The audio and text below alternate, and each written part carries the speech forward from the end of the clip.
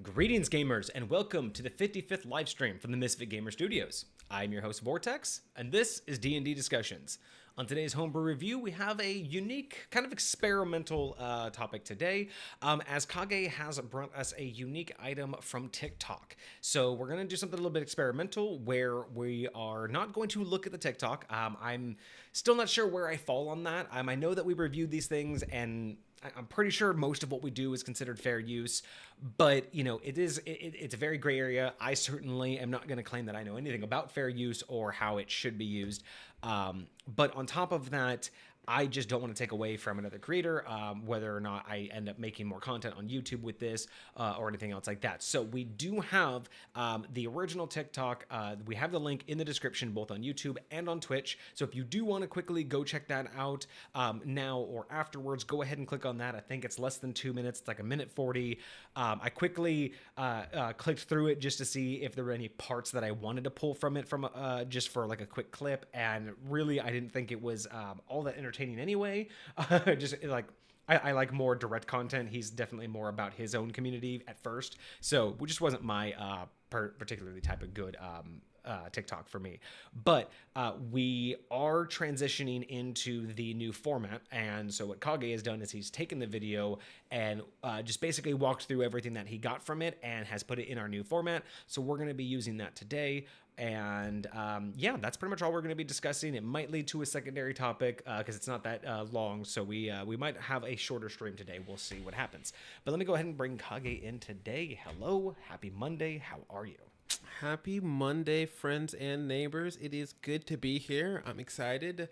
Another Monday, another homebrew review. I absolutely love doing this one. And this one was kind of cool because I also very much get inspired by art. And so when I came across this dude's TikTok and I saw that he basically just got somebody submitted some like really cool fancy art, either they found or they created somewhere, and he's just reacting based upon what he sees, and he's building an item based off of what he's inspired by. Okay, and so similar to what we like, how we discuss items. Very much so. Interesting. And so okay. I really like that mindset. And so when he went through everything he did, it just felt like a really solid item. And I don't know if, like, I never know in a lot of these videos, like, if they like planned it all out ahead of time, or if they're actually just doing this mess on the spot. Sometimes I feel like it's a little bit of both. Mm-hmm. But it was a really solid item, especially if he just came up with that on the spot. So I thought it would be a pretty decent review. So I'm excited to hear. I like thoughts. that idea more too. That means we'll be able to be a little more lenient in certain aspects, because it's not like they went through and thought this out. Or, you know, kind of like what we do a lot of the times, just on the cuff. So that's going to be kind of nice, because we're going to be doing an on the cuff review of an on the cuff build. Creation. Yeah. I actually just realized my light's not on. Huh. Cool. There we go. That's a little better. Yeah, we do say shorter stream most on the Mondays, mainly because Mondays do tend to be a shorter stream. We tend not to try to go as long, so I do like to preface on Mondays. And then it also just really depends too, because the typical goal for streams is about 2 hours, 1.5, 2 hours.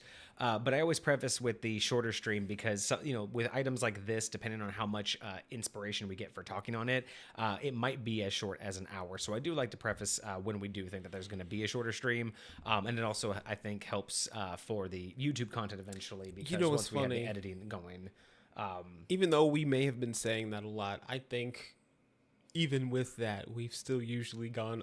Yeah, we usually continue to go over our regular time. But I do like to say it, especially if there are days, especially with Mondays, because I do try to cut us off a little bit early on Mondays, just because of, you know, starting the work week and everything. Right. So yeah, I usually try to, you know, especially if people come from a Friday stream and then come to Monday, there's a big difference in how long we'll sit there and chit chat. So, but yeah. But okay, yeah, so yeah, I'm really liking this idea. I like that he kind of, so you're saying that he was sent an image and then just kind of sits there live or on his TikTok going through what he thinks the item should Yes. be. Okay. So let's see what he came up with. So we have the Sunbeam Crystal Revolver. Cosmic had already mentioned in chat not being a huge fan of any gun types in game, and I definitely understand the mentality. I know a lot of people who feel the exact same way. I like playing with the ideas. And I like converting it. So I too agree. I'm not a huge fan of a basic like gun replica. You know what I mean? Like a pistol or a rifle or anything like that, just magically enhanced. For me, I do enjoy playing with the ideas and the concepts of what certain firearms are and can be, and how that can translate into a medieval firearm, but not necessarily a gun.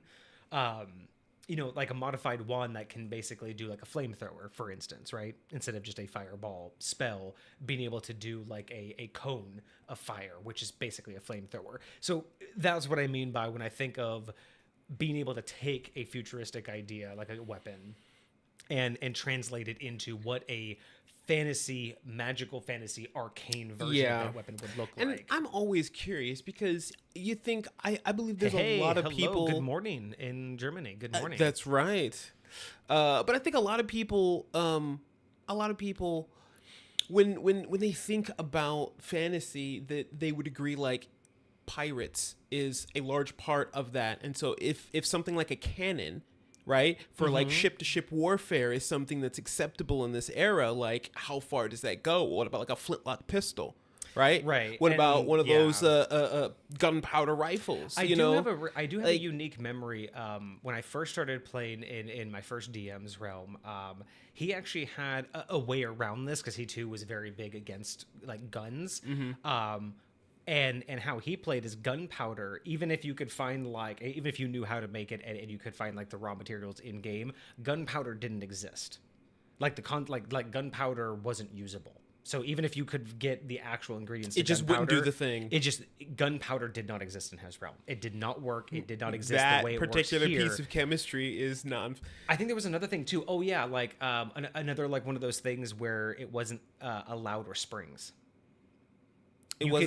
Springs. You weren't allowed to invent springs. Interesting. Springs did not exist and couldn't be invented even by players. Now, one of the reasons why he said it was like because there are ways around it. You can do tension. You can do other ways to get the same effect. But the coiled ones specifically, specifically coil springs and things like gunpowder led to futuristic technology that he wanted to sway away from. So instead of allowing a, smart ass player to be like, well, I know how to make a pistol out of this. So he literally made it to where things don't work the same exact way they do in our world. I like that though. That's and it's a physics thing, right? It just. But yeah, so it was so I that was one of the, like my first interactions with like someone. I mean that was my first interaction with someone not liking, guns and futuristic technology and literally built something in place, to do that. And that's where it's like, I think that's a lot of where I get a lot of my, my intrigue and my curiosity around like taking these items and actually making them, not historically accurate, but thematically accurate. So for instance, like he wasn't against projectiles, right? Like crossbows existed and all of that. His biggest thing was you can't make a gun.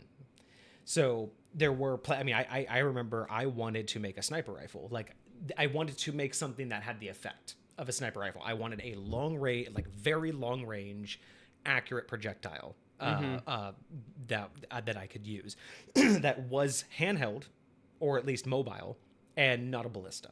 I basically wanted the ability to fire a ballista's distance, but from a crossbow.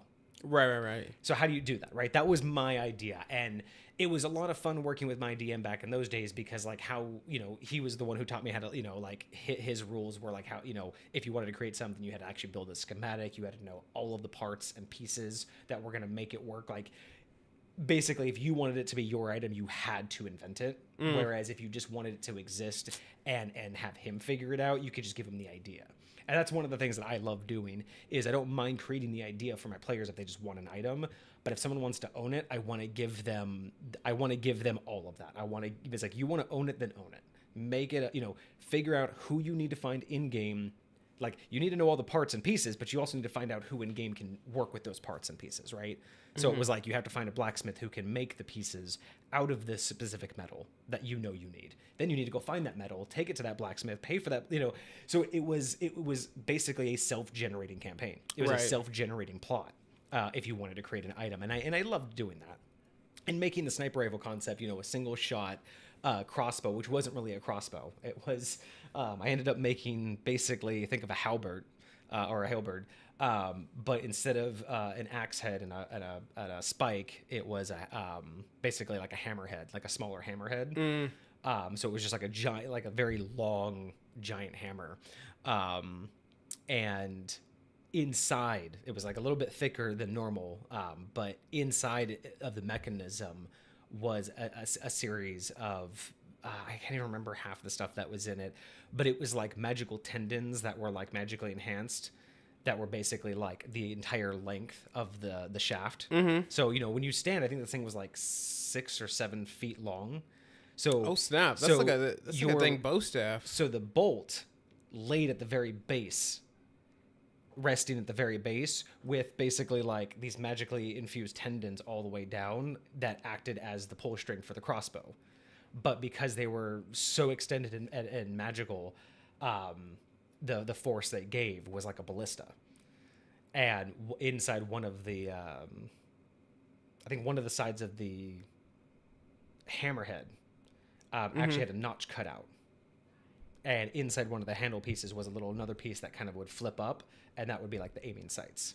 Interesting. So you can kind of judge where you needed to go, and it would basically fire by digging it into the ground, putting your foot on it, kind of using the aiming sights, and then you would just fire it so it would just, had be no recoil, launch straight out, but you still had your what I called it the Mystic Malice, because it was just like, it just looked like a giant, that's dope thing. But you basically still had your melee weapon. Yeah. And you could reload it. It was reloadable. You could actually put a thing in, and there was a built-in mechanism that I built like inside the thing where you could like actually reload it, but it took effort and time. Right. But that was the idea, right? It was a mobile handheld sniper rifle, but it was fully in the styling of a historically accurate science fiction, like archaic nature. Yes. So I like playing around with this stuff, but I really try to take it away from the modern conceptualization, right? So this being a revolver, I would take it away from that. I would make it at best, at least a hand crossbow. You know what I mean? Like, right. So, but again, that's just me. I do agree that making something too futuristic. So what do you think about something as simple as making a wand of magic missiles shaped like a gun? So for me, the idea is like, why are you shaping it like a gun? Because A, it doesn't make any sense. Like, no one's going to come up with that concept. But again, it's like, you can have the magic missile, which is basically just that. I mean, a wand of magic missile is basically it's basically a revolver. Yes. So the difference is, for me, it's like, I know that we could just say you're being pedantic and all of that about, well, it's like, what if it just has a little crook in it? And it's like, it's fine to have something that has a reference. Like, again, like you think of, I forget what his name was, but in Star Wars, you have some of the lightsabers that were curved. Yes. Just the handles were curved. You could say you have a curved wand that fires magic missile. So it's, you could say all of that, but the difference is when you try to say, I'm building something, here's how it functions. And what you're telling me is it's a cylinder with a handle and a casing that holds rounds that goes inside, and a hammer locking mechanism with like, once you describe a gun, that's when it's gone too far. So yeah, if someone really wanted to have a wand shaped like a pistol, that's fine, but you're not going to make something right that doesn't. You're not going to create a thing that doesn't exist. You're not going to create like the mechanics for a weapon that shouldn't really exist to your character. Yeah. So that's where I would draw the line. No, I get that. I get that. I love playing with the ideas though. If you want to make something, like, I mean, I love the idea of making modern concepts, but I do have a thing that I want to make. Specifically for Davd that I've been working on for a while. I think I've shown it to you maybe once or twice before. But it's I don't really think it's going to come to fruition until later on in his story. But it's something that it's very interesting, and I definitely appreciate that whole idea of, you have to build it, you have to design it, knowing how it works, and just the idea of trying to figure out how something works and like making sure you like understand that on a fundamental level. Not only does that it help grow your creative process, but just it helps you know the thing all that much better, right? So how much better are you going to know a weapon or an ability that you helped create, Right. rather than something somebody else built, and they're just like, and you're trying to figure out how to use it or how it was meant to be. So I don't know, I definitely like that. I think it's really cool. Yeah. Okay, so I think that's enough time for anybody. If you didn't hear already, we do have the link to the original TikTok that this item is based off of in the description, both on TikTok on Twitch and on YouTube. If you haven't seen it yet, you can. But we're gonna go ahead and get into it. I think 20 minutes is long enough for people to have watched a 2-minute video. Okay, so check this out. We have the Sunbeam Crystal Revolver, and our author today is Papa Lycan. That's very interesting. Give me 1 second.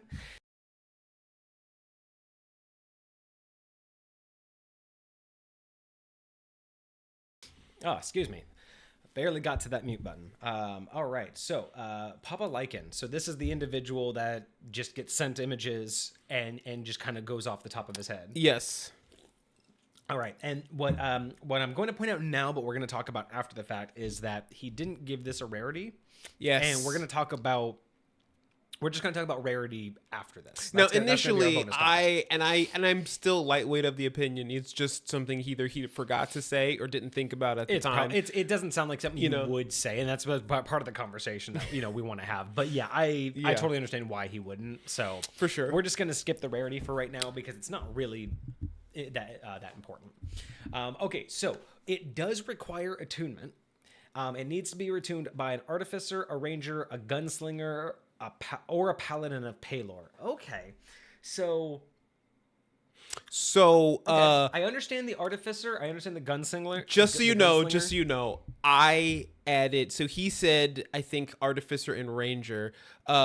Gunslinger is one that I felt was thematically accurate. Because that is a class now. Yes, and Paladin of Palor I thought was because of the sun. Cute because it was for the sun and specific. So those I last two were I don't disagree. No, but I don't disagree with them because Sunbeam, Crystal Revolver, Paladin of Palor, it made sense to me right off the bat. I was just kind of curious about the ranger. Actually, was the one that I was curious most about because the artificer makes the most sense. So interestingly enough, what the words he actually says in the video is when he sees this is, I need my artificer to make this for my ranger stat. So his mindset was the artificer was going to create it, and then his ranger was going to be the wielder of it.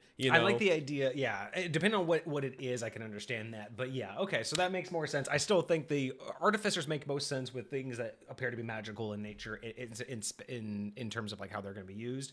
But yeah, all of that makes sense. Okay, so description. So. This magical weapon has a +2 to all attacks and damage rolls made with it. Its range is 40, 160. Yeah, that's not quite as long as a longbow, right? Correct. And that he specifically said that he wanted it to be more than what was it, like your thrown weapons, but he wanted it to be just shy of the short bow.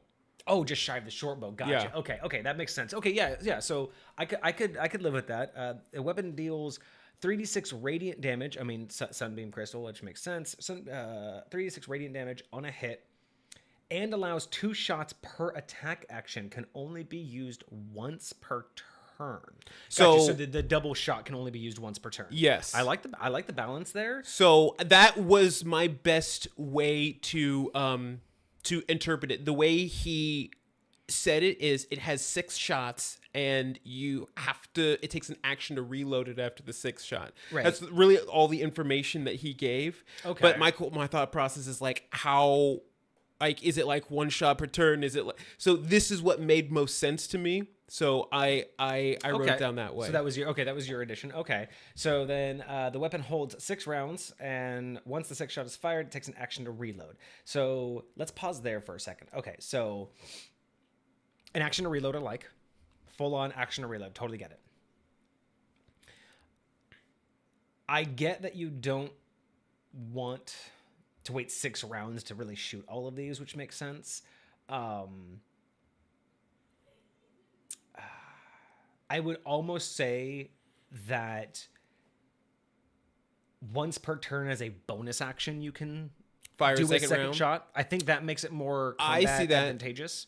It's kind of not necessarily because it's a bonus action, who cares, but adding that in makes it more soundable of the idea that you're kind of doing like you're doing a quick little tap. That's kind of the vibe that I was kind of going for it, especially because, when you take the action to reload, you get flop it out, drop everything out. If that's a once per turn, I would like to add my own.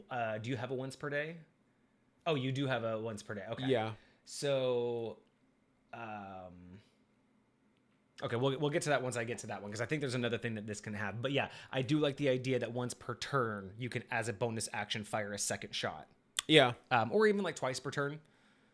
You know what I mean? Because it's like, you're talking about 6 rounds, so you're really only directed it to 5 rounds. It would be kind of nice to drop it to 4 rounds before a reload. Like, just trying to think of combat, because how many times, like, you got to think how many rounds are in a sense of combat in most encounters, right?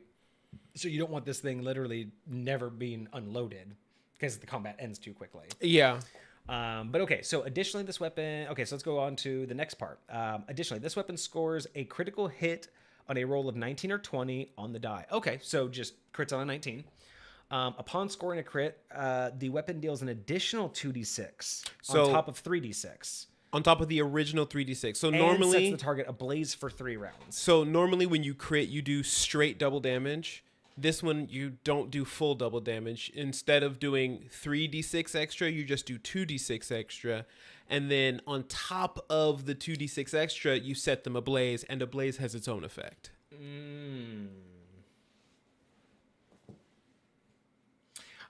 I see why they did ablaze. I understand it, but because it's radiant damage, I'm almost wondering, there's really nothing like... Yeah, no, I guess that makes sense. I guess... it's like, I don't know if that should be... It does do both, though. So the ablaze, I believe, does fire damage, and then the shot itself does radiant damage. Yeah.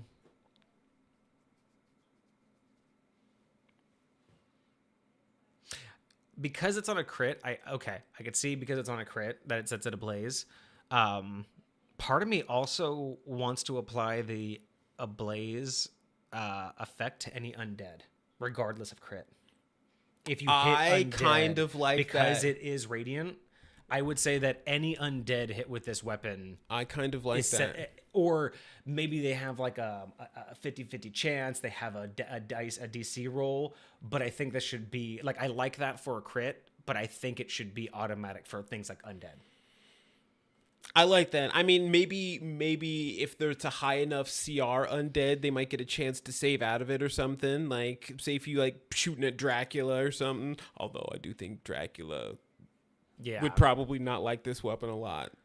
Okay. And then while ablaze, the target takes an additional 2d6 fire damage at the start of the turn unless it uses its action. Okay, so is that normal? Is 2d6 fire damage when you're set ablaze? Or is that just because it's That's specifically this weapon. Oh. That's starting to stack. That's up the on top of the that's the on top of the crit. That's so that 2d6 is kind of the bonus for the crit on this weapon. I almost want it to be 1d6 just because you've taken 1d6 from the double crit. And then it's almost like, hey, we're taking 1d6 from your crit damage, but we're now going to apply that 1d6 3 times. I think that's where it would be better. I think that the additional blaze damage should only be 1d6 because that's what you've done. You've taken the 1d6, but you've multiplied it by 3 on a crit. So you've taken the doubling down, but you've now given that extra bit they missed out a times 3. I do feel like that is a bit more balanced. I feel like 2d6 on 2 or 3d6 on top of 2d6 on top of 2d6, 2d6, 2d6 is a bit much for. But they can stop it early if they use their action.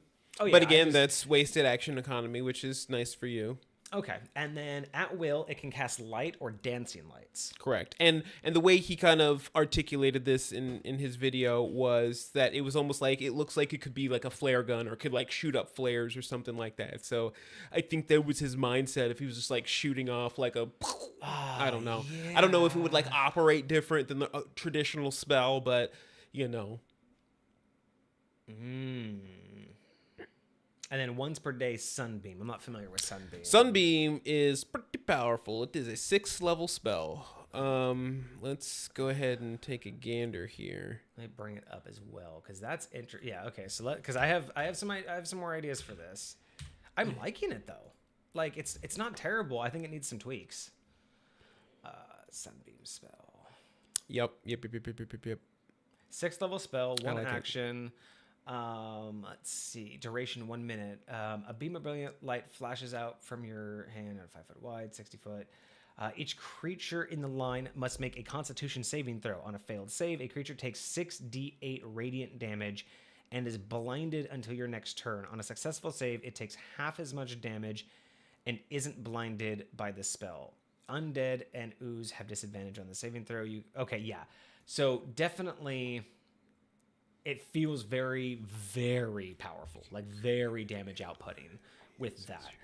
Okay, so real quick, it says the next line in there says you can create a new line of radiance as your action on any turn until the spell ends, and it's concentration for him. So I can just keep blasting these huge beams of radiant damage for a minute with this thing. Yeah, that's okay. Okay, so let's take a look at some. You That's said some pictures. I did not realize that about Sunbeam until just now. So let's take a look at some of the pictures. So these were the pictures the guy was sent. You said you got some screenshots from the TikTok. Okay, these were his so inspiration. This is what we're looking at here. So, okay, we're definitely looking at a full-on revolver here. I'm kind of liking this little mechanism in here. It's definitely decked out with. I really like that ammo. I really like the way that looks. That's interesting.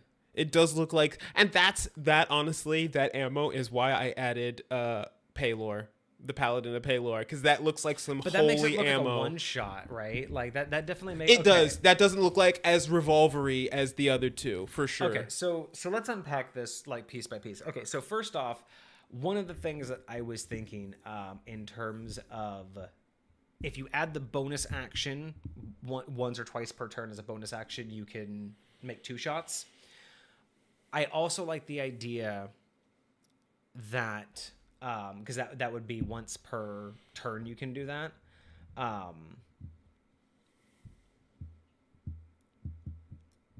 would say that once per day you should be able to, as a bonus action, fan the revolver, meaning you get all 6 shots off, but each one is at disadvantage. So as a bonus action, you just get normal 1 shot. Okay, I can see that. And once per turn, with a bonus action, you get 2 shots. But once per day, as a bonus action, you can just all 6 shots, but you must roll each one to hit, and each one is rolled at disadvantage. Because you're fanning it, so it's kind of because you're going so fast and you're smacking them. Yeah, it's not going to be perfect accuracy, but you're getting a 6 shots off. Each one with disadvantage, but that's 6 attacks in that round. You're rolling 12 dice for 1 attack, bro. That's a lot. So that's one of the things that I'm thinking of would be great. So I think what we need to do here is we need to really de-damage this weapon. I think as a base, 2d6 radiant damage at its base. Go with me here, especially with the fanning and the bonus action to do 2 shots. Should be 2d6. Okay. And then, because that can rack up to a lot of damage with all of that. But that's 2d6 per bullet. Then on a crit, you could then do the additional 2d6. And then I still think it should be if they're set ablaze, I still think that it should be the 1d6. Yeah. I think 3d6 as base damage just makes this because again, the escalation, I mean, this thing, if you threw everything at them with this weapon, I mean, 2 shots, so that's 66. Then if both of those shots were crits, then it's So we already have 6d6 because you shot twice. Then you got 2 crits. So then that would be an additional 46. Now we're at 10d6. And then on top of that, they are going to take 6d6 over the next 3 rounds. So now you're talking about in 1 round you did 10d6, and then in over 3 rounds. The only thing that I think is I don't think the ablaze would stack. I don't think they would be technically set ablaze. So 10. But yes, 10d6 and then 2d6 for 3 rounds. That's still 16d6. Yeah. Then on top of that, on my next round, while you're still taking all of that, I throw on Sunbeam and obliterate half the enemies. Like, it just seems like if this isn't a level 20 weapon, I feel like this should be stepped down because I like the weapon. I just feel like if it's stepped down, it's way more manageable. So and it is interesting that with how powerful its base damage is, they're only saying it's a +2. That's why I'm thinking, yeah, like, and on top of that, we haven't even talked about the +2 to all of the other I mean, granted, it is a flat +2 to your damage rolls. But it's yes, attack rolls too. It means it's your attack rolls. You are much more likely accuracy. to hit 100%. So that's why, yeah, 2 damage, 2 damage as base, 2d6 damage as base. I don't mind the 2 extra damage because at a crit, or you could do the let's see here. So you could do 2d6. And then 1d6 on a crit, but then 1d6 for 3 more rounds. So in total, you would be dealing 2d6 for the regular shot, 1d6 for the critical, which normally would be double, but you're sacrificing that one to do 1, 2, 3. So now on a crit, you're over the 3 courses, you're doing 6d6 damage. That feels more like a level 10 weapon to me. Interesting. So okay. just dropping those down. I still like the idea of a bonus action to do the second shot, and I really would like to see a once per day fanning option at disadvantage. Right. Because that just sounds cool to just be like da da da da da. But again, you're just going to be inaccurate with it. But you have the +2, so even though you're rolling at disadvantage, you still have the +2 to attack. Right. So I think that would be valid. Light and dancing lights, I think the idea of dancing lights makes way more sense because of the flare option, because you're kind of shooting dancing lights into a location. And you can technically move dancing lights around for the duration of the spell. So I like dancing lights over light, but at the same time, they both kind of do the same purpose of, I'm just going to shoot a light over there and make a flare. Mm-hmm. So I would like to see this one or the other. I'm not saying that either one is better because they both do the same function. The light spell acts more as a flare because it's going to be in one spot. Mm-hmm. Dancing lights is way more beneficial but doesn't produce as much light, but it does move with you. So I would like to see it as one or the other. Okay. Because I feel like having both is just too open for situational. And then once per day Sunbeam, I think that's fine if all the other damage is brought down, because then that is the like ultimate power. Right. Is it just totally slaps. Like, I think that's totally fine. And you can even add something too, where if you still think it's too powerful, it's once per day as long as it has spent time in the sun.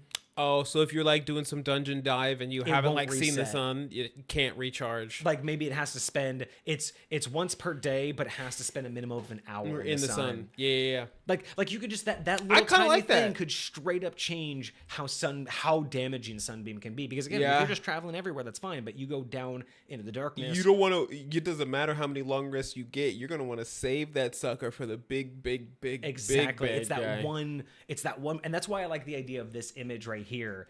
That's like the specialty bullet that's like down here in this like little chamber. That's the Sunbeam. And it's like that's the Sunbeam just where like, you're like this thing pops off to the side, this goes up into the chamber, and so it's like it stops being a revolver for a second and starts being like this single shot hand cannon. And then or like it fires from underneath, almost like the 203. You just like have a 203 mounted to the rifle or the revolver. But yeah, so that's what I would do. I would lower the generalized damage. I think that the idea that you had, taking down the crit but added it to the blaze, so you're actually getting more than you would out of the crit, I think that's great. I just think overall it's too powerful. I would just like to see the at will be light or dancing lights. I just think having both is kind of asking for too much with this weapon. But yeah, no. I mean, otherwise though, the concept behind it and what it can do, I mean, like it would be a cool. I would, as a player, I would like to use it. Right. I'm not like a fan of it. I mean, I wouldn't use it in high points, so it's not going to get a 10 out of 10. And obviously, there's going to be changes anyway. For sure.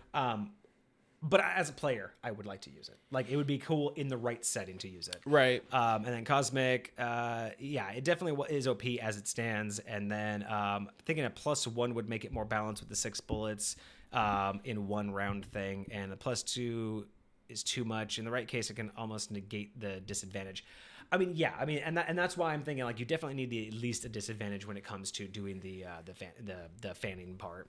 And then what level would be so as written? This is a good question from Inventorology of what level would it be? What good level? So as written, just as it is, because it's so powerful, I would not give this below 17.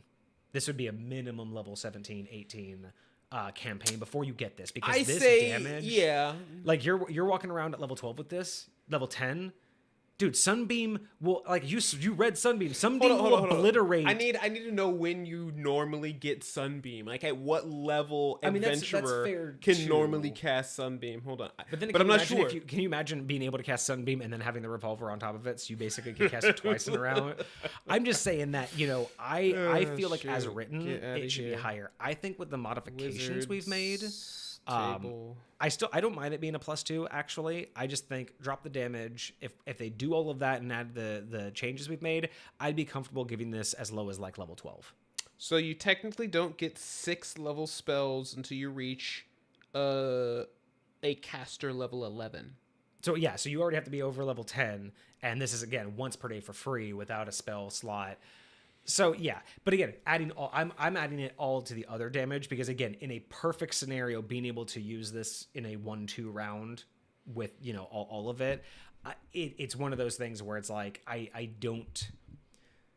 wouldn't, because again, if you give too early of players that much power, they're just going to roll out with it right out the gate. You know what I mean? Like normally the mindset is you work up to that, but if you basically have a god killer at that early level, the moment that the main guy of the encounter pops out, you can start. You roast him with this. You basically just wait for it. You roast him with it. You do the Sunbeam, and you've already had a leg up in the entire combat, right? I feel that early levels, this basic. I mean, I don't want to just straight up say it gives you too much of an advantage, but it doesn't. For early levels, it doesn't really incentivize you to work through using it. It kind of incentivizes you to just use it as a nuke. Yeah. I understand that some people would see this as an opportunity to try and use it as like a lightweight get out of jail free card. Like, I can do whatever I want. Yeah. I do kind of, like you've said in the past, think that's a lot on the DMs to do a good job of, hey, there are a lot of ways to make sure like this one ability doesn't like ruin everything, and ways to make sure that they're not gonna use it in situations where it wouldn't be appropriate or whatever the case. Even just like you mentioned a second ago, the limitation of not being able to use it or have it be able to recharge if it's not been exposed to sunlight. Yeah, maybe, and it goes right in the name too. I mean, it's a Sunbeam crystal revolver, so telling me that you basically have you can't like go charge it for exactly Sunbeam, the actual spell, to me makes perfect sense, right? And it would also be interesting too, because I need to step away for just a second because I need to use the restroom, but here's a topic to kind of start getting into is how do you deal with ammo? For a revolver specifically, you see, when it comes to magic weapons, just in general, I think there is a little bit of leniency, right? Because one of my favorite weapons is, for whatever reason, I can never remember what it's called, but those bows that basically generate their own ammunition as you draw them back. They have these like spectral arrows, they hit their target, on a hit, they disappear, or whether they hit or miss their target, they disappear. But if they hit their target, then they do their damage, and then they're good to go. So when it comes to stuff like this, like Honestly, the way I would imagine it. So I don't know how many of you guys have messed around with weapons before, but revolvers, a lot of them have some really cool loading mechanisms, right?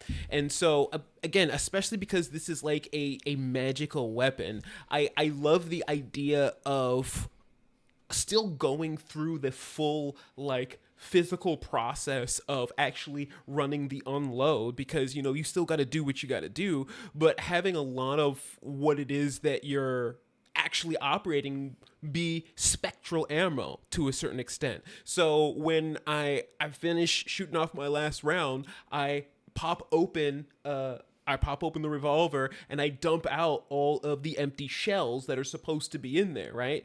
And what comes out is this just like used like disintegrating light, and it kind of falls into nothingness. And then my reloader that I have in my other hand, I push it up on the inside and it lights up brand new with 6 brand new rounds. I stick it in, I rotate it, lock it in, and then I'm ready to go again. Like, So that's where I'm getting at too. Is like it's not just about how each individual piece of ammo works, but is this weapon infinite? Does this weapon is there a reloading process? It's a revolver, right? But it hasn't talked about that. So another thing I would do for high point and for the build, in order to make it more balanced as well, whether or not you take the modifications we've talked about or whether or not you take it at face value. The ammunition, it does say in there it costs 1 round or 1 action to reload, which is interesting because it means that there's a reload process, which means you're taking something out or spinning it to charge it up. You have to do something in order to there get it. is an actual. And if we're gonna go back to the idea that like the Sunbeam charges with the sun, I would be interested to either, again, especially if we keep it as written, I would like to see this either there is no ammo that you take in and out, but it's more of it has a capacity. It's like it has a charge of just an overall amount, and the reload is you basically just like spinning the chamber and it's siphoning the power from the rest of it. Because we saw in the photos, right? It has it has these crystal back here. It has like decorativeness. It has a crystal down here. So every time you spin it, your reload could basically be it siphoning the power from these other crystals. So you could say, hey, it has 9 shots or it has 12 shots total. And including the Sunbeam, like the Sunbeam takes an hour outside in order to recharge. Right. You could even say, hey, it takes 10 minutes of sunlight per round. So you have, and it can hold up to like a certain number of overall rounds. So if you have 12 rounds total, so that would be like, because if you imagine like a quick reload, right? Because a lot of times you think about revolvers, you're going to drop the shells and you have a quick reload thing. If you have, at 6 shots, if you have 4 of those, that could fit in a reasonable pocket. That's 24 shots. Mm-hmm. So 24. So that's like what, 4 hours.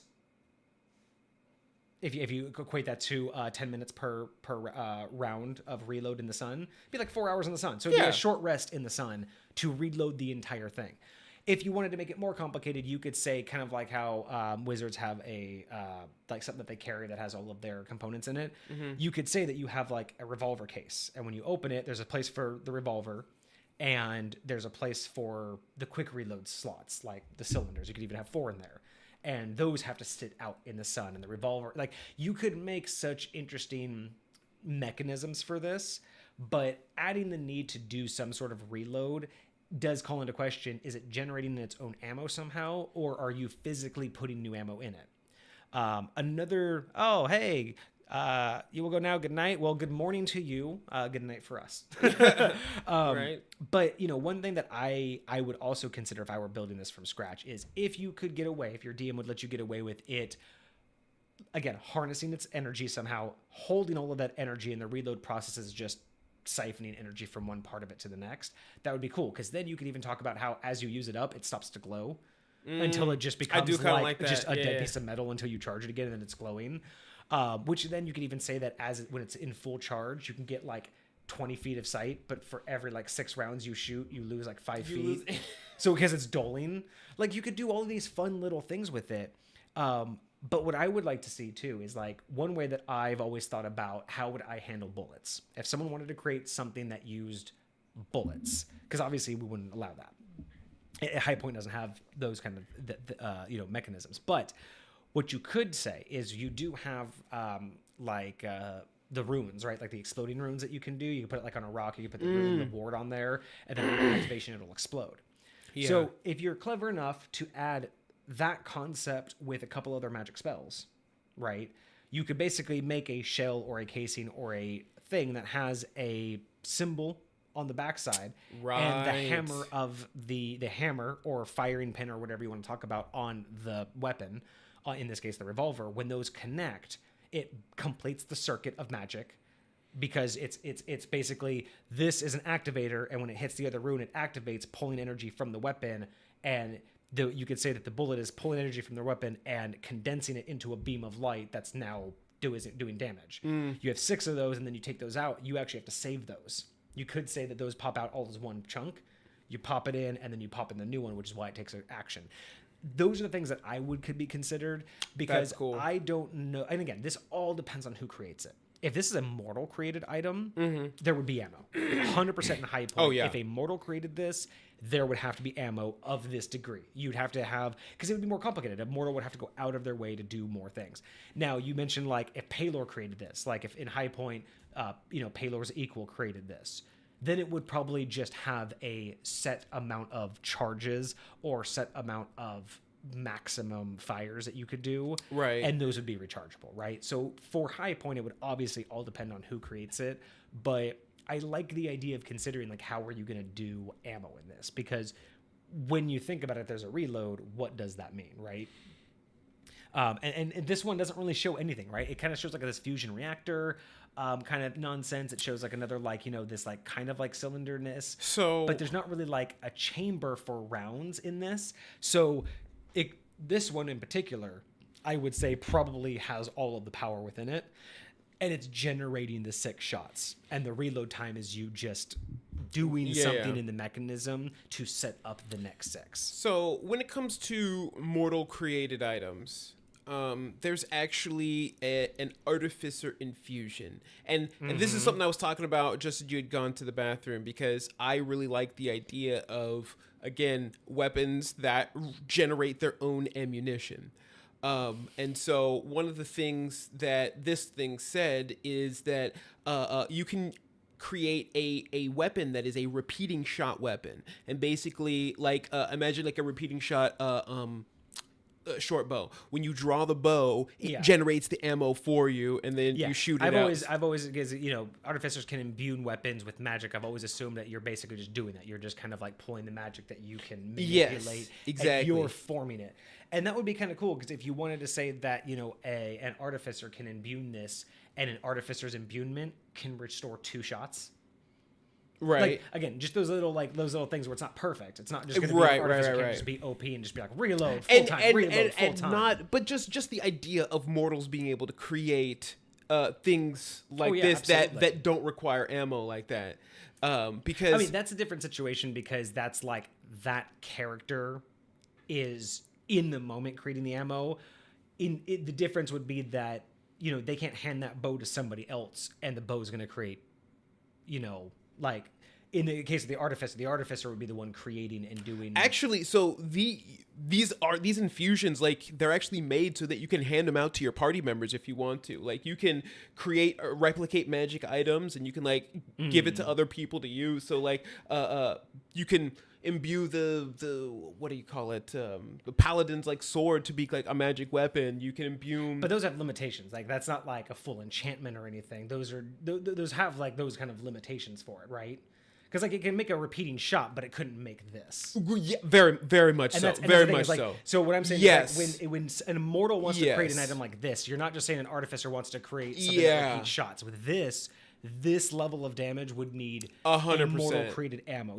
I'm not saying that there's no such thing as a magical weapon immortal can create, but in this particular build, there's no way that a mortal, even an artificer would, like, you could, a much weaker version, an artificer of a high enough caliber could definitely create a repeating weapon of a high caliber.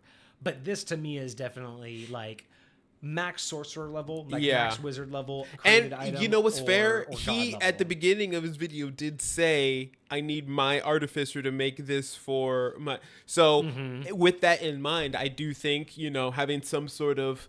But even, like you said, it generates its own, like, energy. Like, I do think that an artificer would be able to create something like that. Something where you're not creating the energy, but like you have to charge it with the sun. Like I think that I would allow a much like just like a high enough wizard could create very powerful, magical items. A high enough artificer, yes, could understand how their power works and eventually imbue something with the ability to kind of work like they do as an extension of them.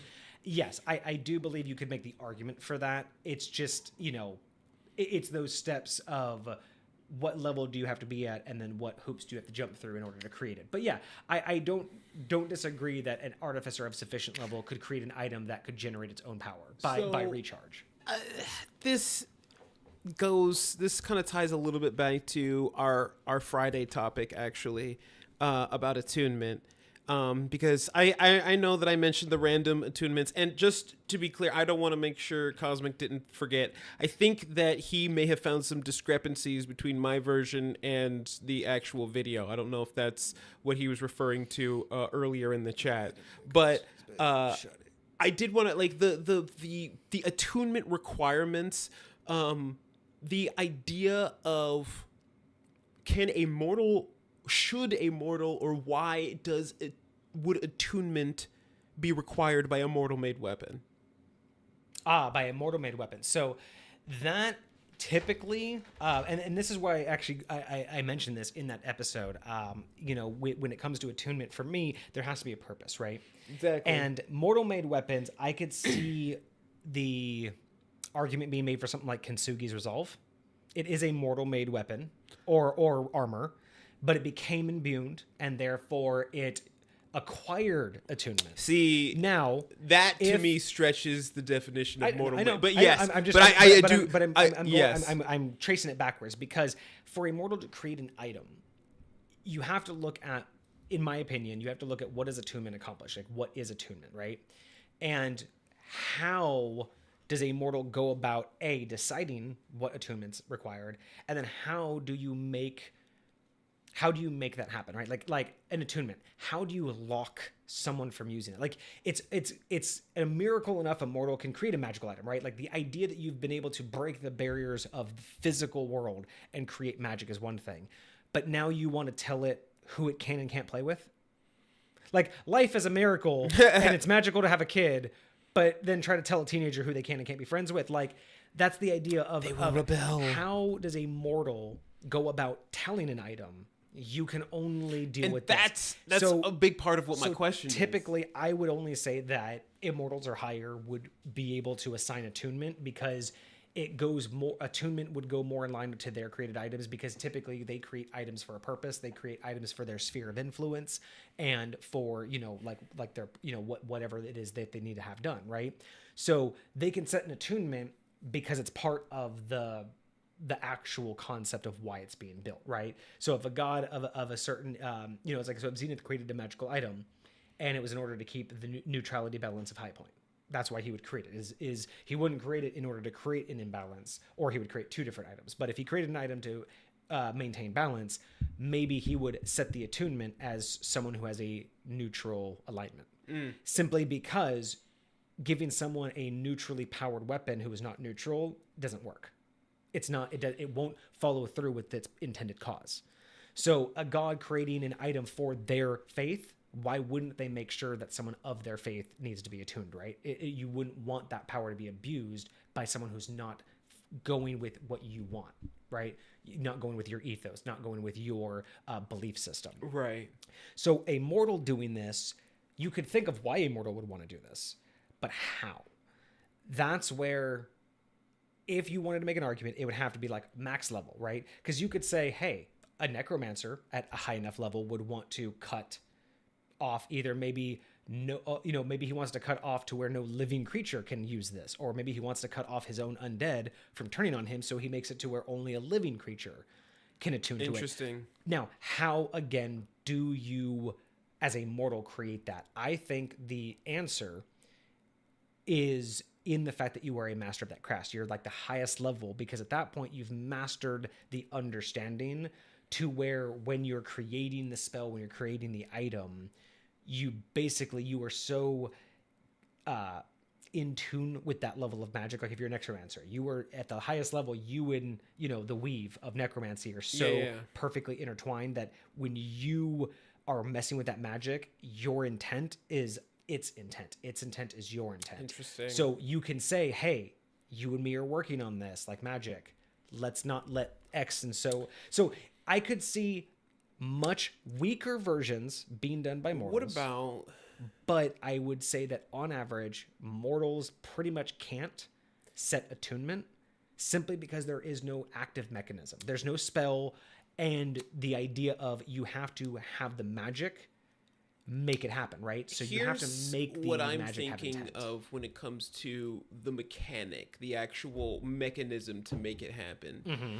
Because for me, and this is just an argument for how this could work, because I personally have been, diving into a lot of, in our world, is really just made up of vibrations, right? Yep. And when I think of attunement, the first thing I go to is a tuning fork, which is just basically getting something to be on the same vibration, the same frequency as something else. So if I'm thinking of how can I make a certain item only attunable by a certain whatever, I would think, okay, in any situation, like a certain energy vibrates at a certain frequency, right? Certain, like if you think of like positivity vibrates at a certain frequency, negativity vibrates at a certain frequency. So if there was a practitioner, a artificer, a somebody who had learned enough or understood enough about magical vibrations and how to basically set, like a tuning fork, this particular item to vibrate at a frequency that harmonizes with those particular energies. So I see where you're going with this, and it goes exactly with what I said, what I was saying before, of like I would allow a mortal to do that at a much lower level, because with your example of the vibrations, I still agree with it. However, doing something like that practitioner making an item that, I mean, almost too powerful to say that only he can attune to, right? Like that would almost be too powerful. But I would say something but my biggest thing about that is like the knowledge of that. Like, so think about the knowledge you talk about, like the vibrations of everything.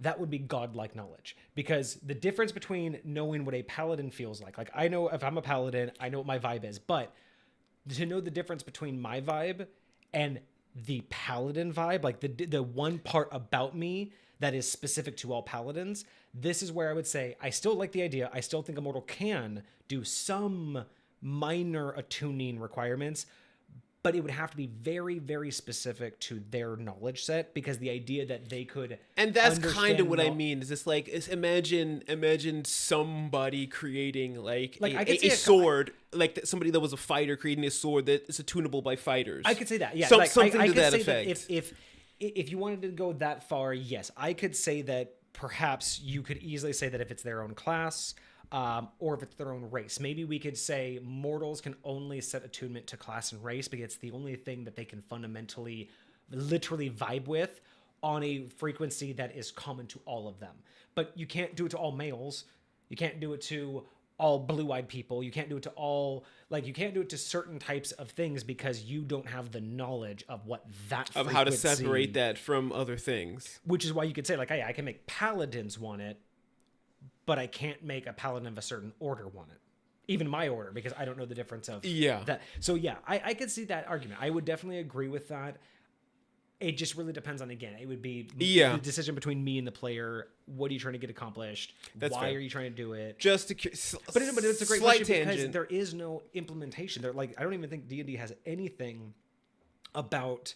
I mean, we've already talked about yesterday or last week about the minimal amount of attunement information that there is. So the concept that they've never put out anything about how to set attunement. I mean, there's not even a guide about how to assign attunement when you're building a weapon, right? Or even what types of items you would want to make sure have attunement, like so why they use it. Attunement to me is more of a, it's not a half-baked idea. It's a newer idea to help balance, but there are no guidelines, so therefore it's kind of just a free-for-all mechanism to make people again feel like I think it's just a great roleplay mechanism. To be honest, attunement is a perfect roleplay mechanism because it should either drive the roleplay of it, as in, hey, I only want paladins, I only want fighters, I only want a barbarian, I only want someone who, you can set the ideal play style, or you set the roleplay. I hate when that happens. You just lose that train of thought right in the middle of saying something. Yep. But yeah, like for me, it's when you can dive deeper into the role play of either sectioning it off on how you want it to be used, or allowing that attunement to be something that the character has to go through. You know what I mean? Like that just makes a lot of sense. But I really just think that they could do better with writing something up about like how to better balance attunement, because really it's kind of sloppy. Like when it's used and how it's used is kind of sloppy for the most part, because there is no general consensus. There's no generalized rule. Yeah, about it's definitely what it hard means to or what it does, and that's why I default to it has to have a purpose, right? It has to have a function behind the attunement, not just, well, I don't like the idea that a rogue would use this, it doesn't make sense in my mind, so we're not going to let rogues do it by attunement. It's just like, if that's your reasoning, that's your reasoning. I just don't like that reasoning myself.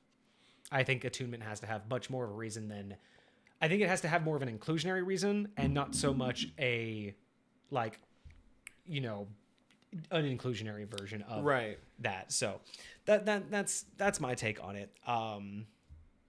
But yeah, okay, so before we get to the rarity discussion, obviously this can't be a 10 out of 10. It needs too much change. I think it needs some more damage balancing. I think it could use some adjustments. But overall, I like it. It is going to have to take a hit because it is too much of a modernized weapon, so that really takes a hit against High Point. So not to say that this is actually one of the more, like, out of the ones that we've gotten from not followers, it's actually one of the ones I've liked the most. Like, in terms of just the concept of it, it's a really cool concept. I really enjoyed reading it, but it doesn't really have a place like the way it is. It's a little bit too non-fantasy for me. So we'll go ahead and give this one a solid 5. 5. It's right down the line, right? It's not offensive. It's not great. I'm not going to use it. I'm not dying to use it. It doesn't make me inspired to make anything similar, but I see its place. And as a player, I would not mind seeing that, like, in a treasure chest. I'm just saying, like, that would be kind of fun to play. Bet. So we'll make that a 5 out of 10. So very nice. 5 out of 10. So let's talk a little bit. We'll end the day a little bit with rarity, because we had this conversation right before stream. You had pointed out that he didn't do a rarity, and whether or not he forgot, just didn't think about it, or didn't want to. Oh, Diggity Dog, OP, hello. Welcome. Thank you for joining us.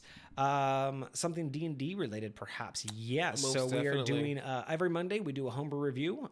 Today we are doing the Sunbeam Crystal Revolver from a TikTok that Kage over here found. Some would say this weapon is OP. So it's quite OP for what it is. So we just went over that, and then we're going to switch over to a conversation we had right before stream. So you had mentioned didn't have a rarity, and I don't know, it was kind of funny because, like, my very first reaction when you said it's like, yeah, it doesn't have a rarity, my knee-jerk reaction was like just to the point of just like, so who cares? Like, and I just realized in that moment that's actually a really good bonus topic for today, is the concept of how broken rarity is. It's almost as broken as attunement, and rarity has been around forever. But when it comes to like a homebrew, or when it comes to an actual weapon, I find that out of all of the things you could tell me about it, rarity tells me the absolute least about the item, about what I'm about to read, about its abilities or its power. You said it perfect, that rarity at its best just tells me how expensive it is. That's really, and I mean, like lightweight, roughly what like level it should be going through, but outside of that, like it's just hey, if you have a very rare item that's for like a high level campaign, or if you have a legendary item, yeah, don't give that to a level 1. Like that's really all I hear people talking about when they're like, "Oh, that's too OP," or like, "Oh, that's too much." And I'm like, like I want you to have something that feels good in your hands, Right. right? Like, Well, and again, it's feels like good to you use. can make an argument that a wondrous item can still just be a +1 dagger.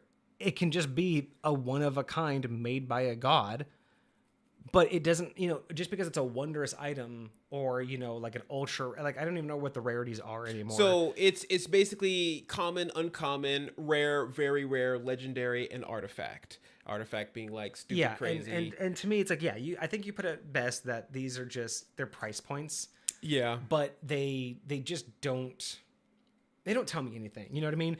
I mean, how many times, like, and again, I think it's also because there's no real guidance outside of price. Yeah. So there's not like a whole lot of like, most people don't use it for the lore aspect, right? Like calling it legendary doesn't actually add to the lore. Unless like, there's a legend behind it. But there rarely is. Like it's yes. a legendary weapon with no lore, or it was like, oh yeah, this person created it. It's like, that's not legendary. Legendary is people have heard about this, have sought after this. Like you would walk this into has slain dragons and defeated gods for centuries. It's just like I mean, but again, I know that's just it's language, right? Like that's what I think of when I hear legendary, but by the book, legendary is just a price point. And that's where I was just like, are rarities actually that necessary? Like for me, I'd much rather you just give me a gold point value than tell me a rarity, because I don't want to have to go look up and then see like, oh, legendary, it's between this and this. Like just tell me what it's priced. You know what I mean? Like unless the lore, unless the description, unless something about it, unless the rarity enhances it itself, I really don't know what it does for the build. I don't know what it does for the description. And I think it's mainly like Wizards of the Coast's fault, because the lack of consistency. And I say lack of consistency just because, like you said, like common, uncommon, but when you actually look at those, it's like there are uncommon items that are actually pretty damn common, but it's just because, well, they should be more expensive. And it's like that. I get the mindset of something that's common is less expensive and something that's uncommon is going to be more expensive. Right. But that's also not always the case. Some things are just more expensive because they're just harder to come by. Daggers are pretty fucking common, but they're a lot harder to make than, like a towel, like, like a dish rag. Exactly. Like, I'm just saying, like, I mean, the complexity of what something costs, I just feel is like not encompassing of its rarity. And I think that's the fallacy is, something that's rare doesn't necessarily mean that it's expensive, and something that's cheap doesn't necessarily mean that it's common. And I think we were talking about this the other day. I don't remember who was on stream or off, but a lot of the times I think that the way things cost in these games are a little bit, it's too cookie cutter. Like, why don't people barter anymore? Why don't you trade? Why don't you give me an item for something? Why is it actually allow? Why isn't it straight gold all the time? Maybe you do me a favor. Maybe go run a fetch quest for me. Like, who knows? Yeah. Like, it could be all kinds of different things and different ways for you to acquire these things that mean that the price technically doesn't matter.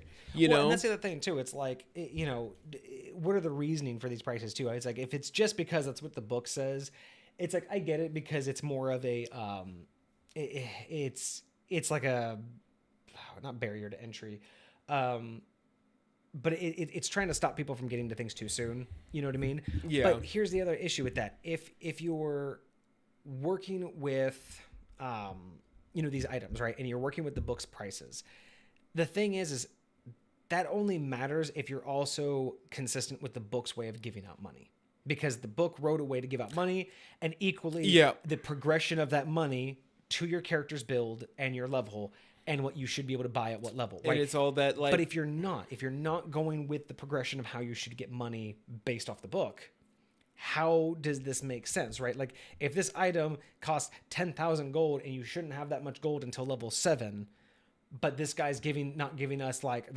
we're basically getting 100 gold per every like 3 gaming sessions. It's like we're never going to get that no matter what level we are. But then you have other levels where it's like, well, I can get this giant powerful weapon because I got 10,000 gold off that bandit. I guess I could just go buy this magical weapon now. So it's one of those things where it's like the book has a good concept of what things should be priced, but you really have to go with the way that it wants you to generate XP and gold for your players in order for those prices to really make sense. Yes. Which is one thing that High Point has always struggled with is a pricing structure. I have never really nailed down perfectly how I want to do that because I don't really like any of the editions in terms of how they give out gold in terms of like, you know, what their standard is for adventuring. Yeah. But coming up with a consistent like reward to progression is the hardest thing, right? Because if you're going to give them a level up but not give them a lot of gold, that sucks. But if you're going to give them too much gold before a level up, you're kind of setting them up too much. So does gold still have the ability to do the same thing that you and I talked about in your DM's world, where you can like turn it into XP? So or was it tithing it? Yeah, so there is a lot of different ways that you can deal with that because second edition was really big on handing out XP to the treasure, right? Like, so everything that was like XP related or gold related, you would be able to get like an equal amount of XP. And I'm not really a huge fan of that. I'm not a huge fan of the, you know, gold equals level up because it just, to me, isn't the same as what you've done to get it. Because if you just stumble across a dragon horde, all of a sudden you got like 1,000. You can suddenly level up, but that doesn't really make sense to what you've been doing. So, for High Point at least, you can always tithe pretty much anything, right? Especially if it's a gift to your god. So I mean, if you want to give gold, like that's totally fine.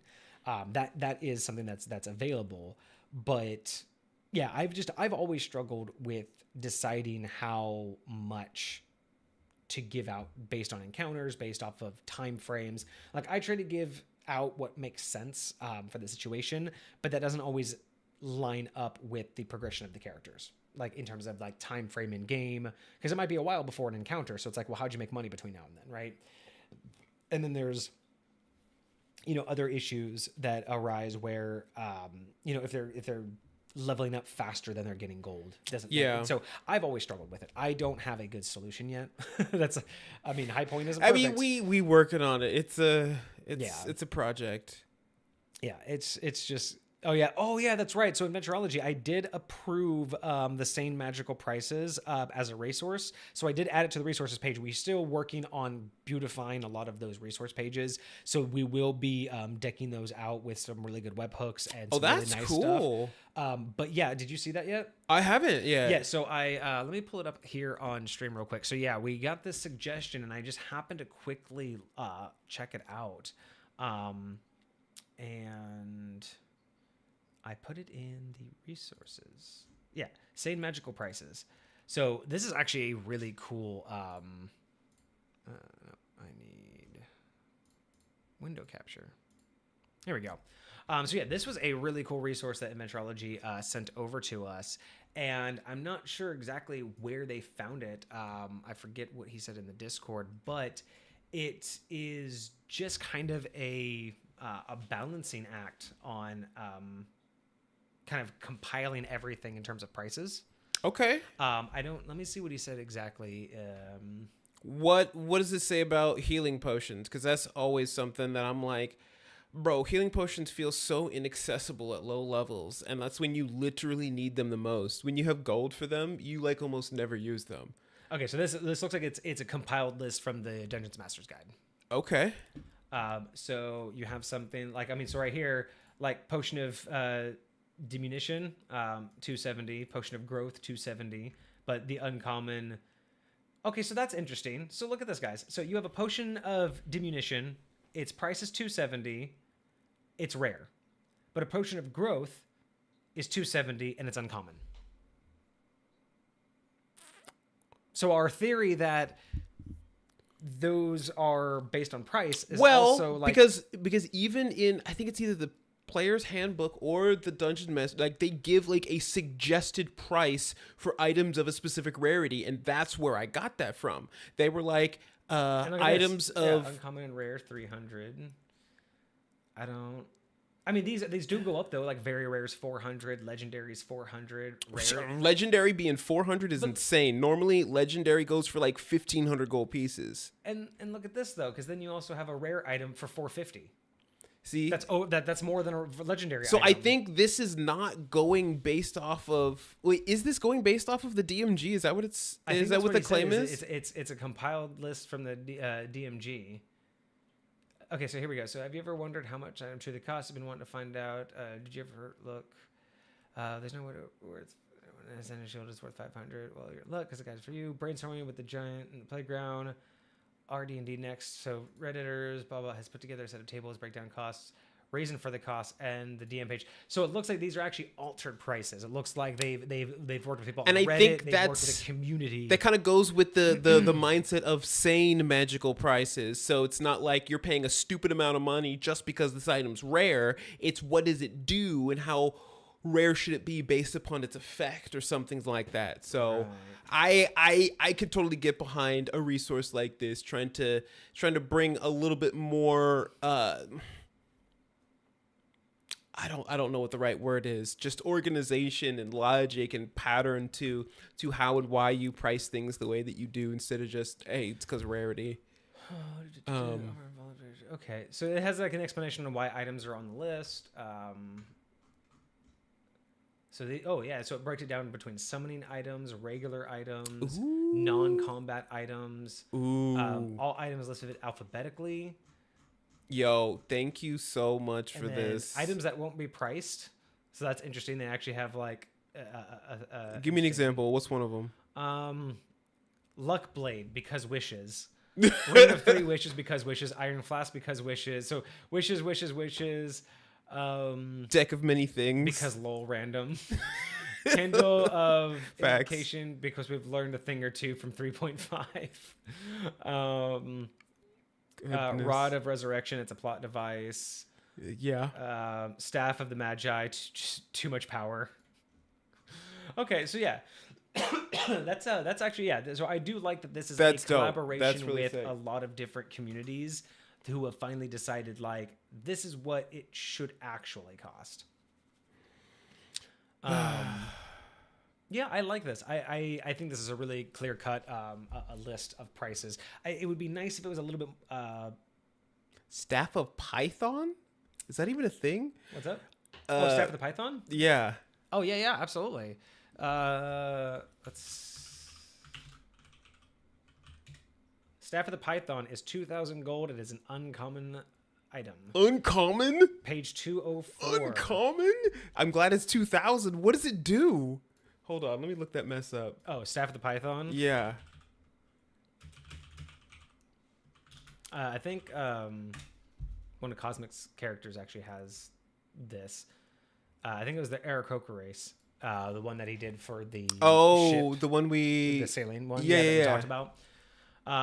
So you can use this as an action. You can speak the staff's command word, throw it on the ground within 10 feet of you, and it becomes a giant constrictor snake. It's the staff of Moses from the freaking Bible. What much. the heck? That's crazy. Attunable by a cleric, druid, or warlock. Of course it's attunable by a cleric because it's the staff of Moses.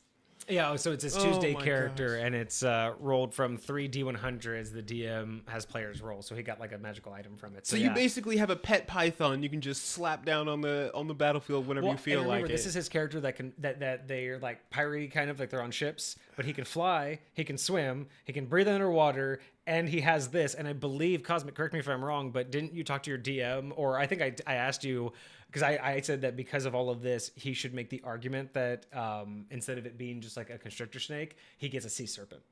It can also go in the water and deal with enemies while in the water. So that was just because of his character build. It sounded like such like a cool concept. But yeah, I really do like this breakdown.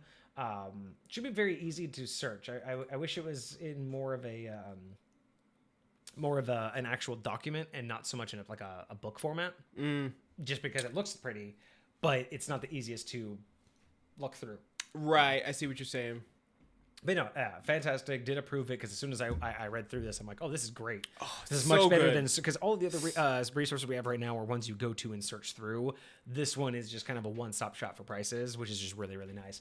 And I do like how they're broken up into your consumables. You have your combat items, you have your non-combat items, summoning items, game-changing items. So let's see. So under game-changing items, you have an armor +1, shield +1, a bronze griffin, potion of longevity, ring of regeneration. Yeah, that's +3 shield, +3 armor. I don't know how I feel about +3s being that game-changing. Yeah, I mean, so game-changing items significantly impact either the game world as a whole or sort of things that are capable of changing their holders. I don't really see either of these as a problem, but they may not fit with some campaigns or some things, so the DM should look careful. So this is just them being cautious, and probably again with the community saying that, hey, +3 shields are maybe a little bit too OP for the average gamer. Because again, this is like r/, so this is going to be I think it's r/D&D next. So definitely a Reddit community. So this may just be a general idea that these are the boundaries of people's comfort. That's fair. And then you have all items listed alphabetically. So I do like that they're broken out like that. And then they do have again, these little green tabs about why they're on this list, which is kind of cool. So if you have a question, discount notes, which is kind of cool. Yeah, definitely a really, I love really it. nice, I love it. That's very reference. cool. Thank you for that. Oh yeah, Constrictor says for the grappling effect. Honestly, really Constrictor nice. Straight is my favorite wild shape for a Moon Druid, bro. All day, every day. I'm just like, crush, dude. And you can still attack while you... dude, it's fire. Anyways. But yeah, so yeah, interesting enough conversation. And this page also just it really tells me that outside of role player lore, rarity means nothing. You know what I mean? Like this page, just looking at these prices, I really feel like unless you're going to put it into the lore itself, or unless it's going to actively do something about roleplay, I don't understand why the rarity matters. And by roleplay, I mean lore wise, again, if it's legendary because it's from someone notable, that's lore wise, and roleplay wise, meaning if it's uncommon or rare, it is not going to be just at your local shop. Roleplay as in, if it's, a certain rarity, you're not just going to go buy it. You have to go adventure for it, because that's what it is in High Point. Certain ones, unless it's plot driven or unless it makes sense for a merchant to have it, pretty much most items are not just going to be found, just in someone's cart that they don't know what they have. Right. And again, what person traveling in a cart who barely, looks like they're eating is going to have a $20,000, 20,000 gold, magical item that they just happen to be carrying around, and then you just happen to give them $20,000 and you're telling me they're not going to retire. You're telling me they're still going to be dragging this nasty cart down the road. All right, time to get back to work. There are some strange places I've gotten magical items, and it's there's no way I just gave that person 20 grand and they're still just this is my life. Come on, dude. Either you're a secret billionaire. Unless they're not what they seem. Unless there's some, super old Ninja Man guru. Yeah, so that's what I'm saying. It's I don't know. There's got to be something about the rarity that makes sense.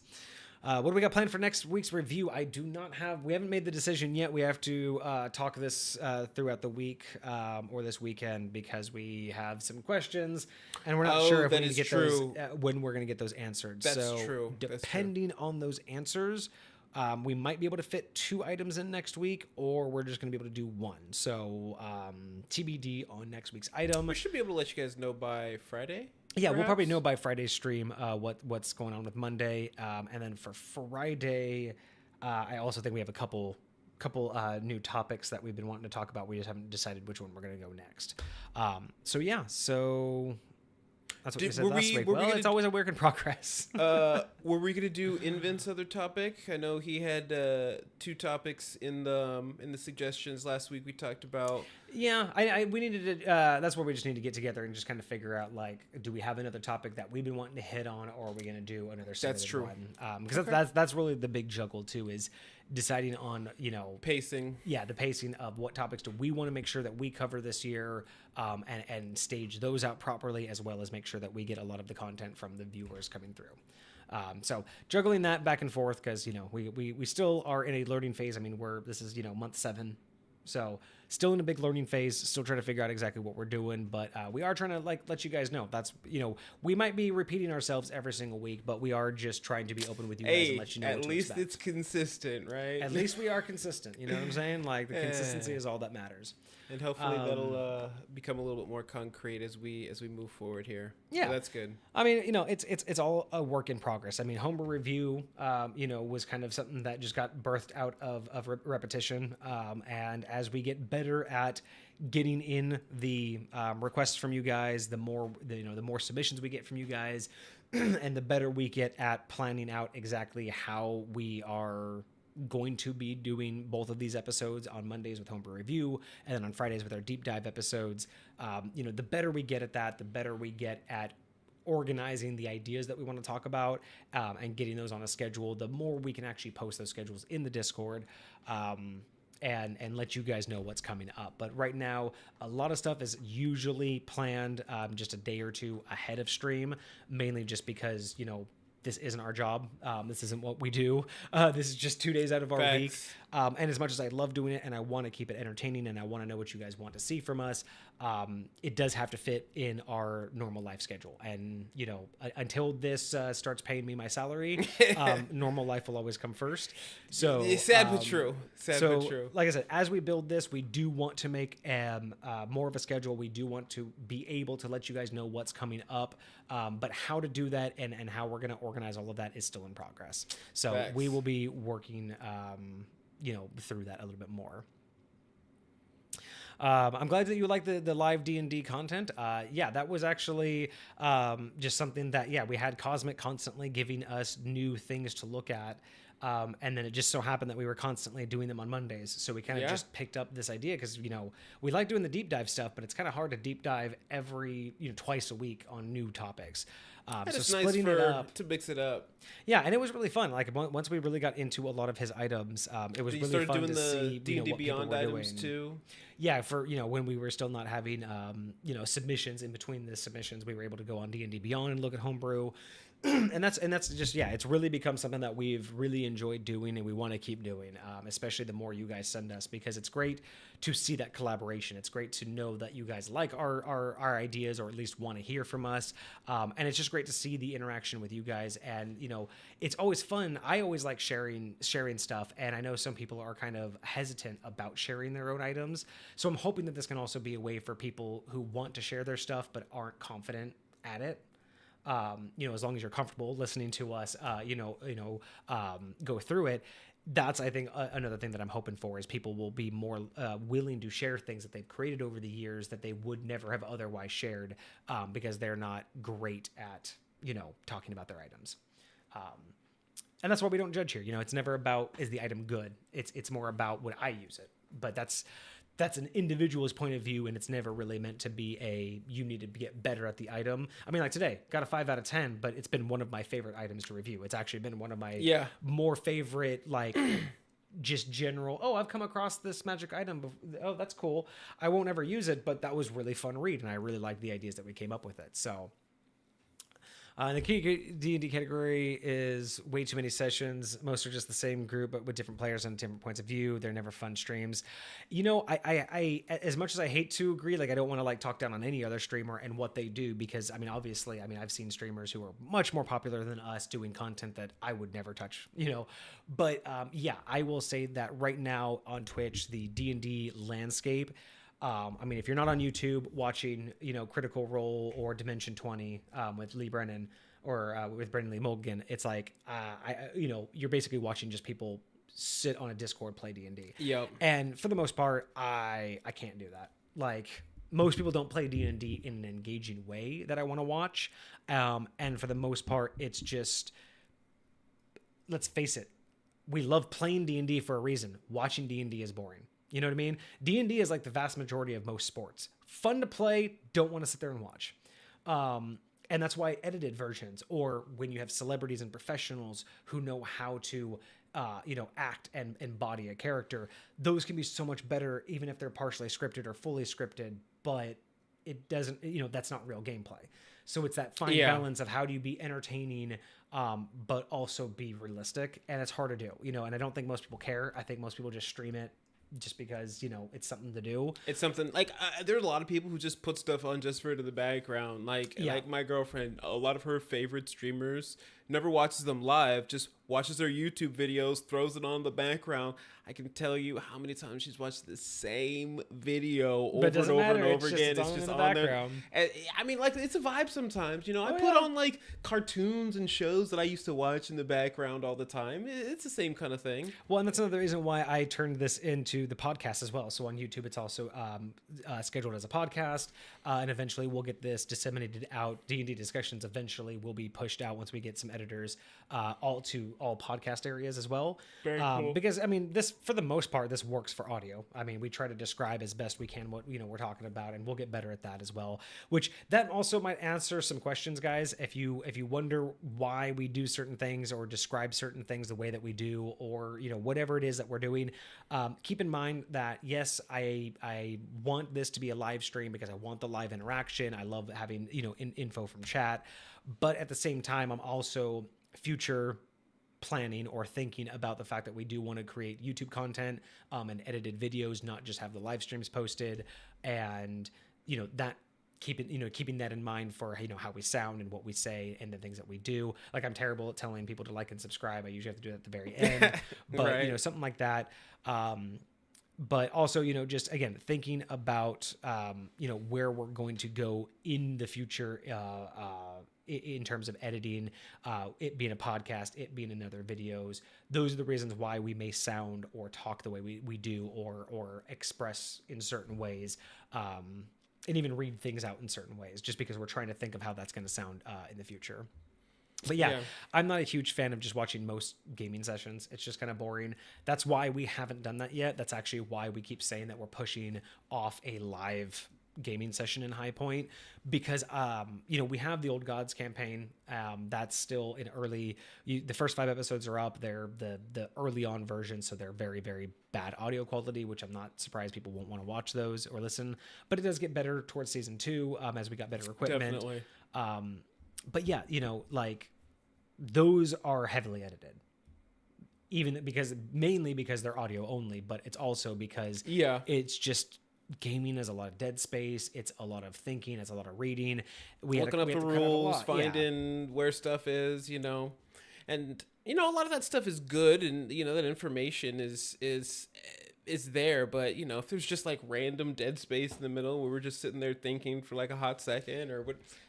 Or someone walks out of the room. It's very difficult. So I totally get. Live gaming is very difficult. And then Diggity Dog, D&D, fair enough. Just like to play D&D games if they were podcasts, and all I do is work with my own theater of the mind. And that's the exact thing. Is I've tried to listen to some D&D podcasts and gameplay. I'm very, very picky on the type of podcast and gameplay that I can listen to. Because it has to inspire me to be able to view it in my head, like what you were saying, the theater of the mind. And if it doesn't do that for me, it just, I'm done. It gets disconnected pretty quickly. And then you do agree that you'd love to see entertaining ideas about how to make the gameplays, live streams interesting with acting or with fun video catches of what's going on with miniatures. Yeah. And that's the other thing too, is like, most of the way that we game in High Point is it's pretty much all verbal. I have very little visuals. It's all theater of the mind play. It's all about, I tell you what I think you need to hear, and put in some things to help paint the picture. But one thing I've always needed to do better is be more descriptive and be more theatrical and cinematic with my descriptions. But I also have a game style where I want my players to let their imagination take place.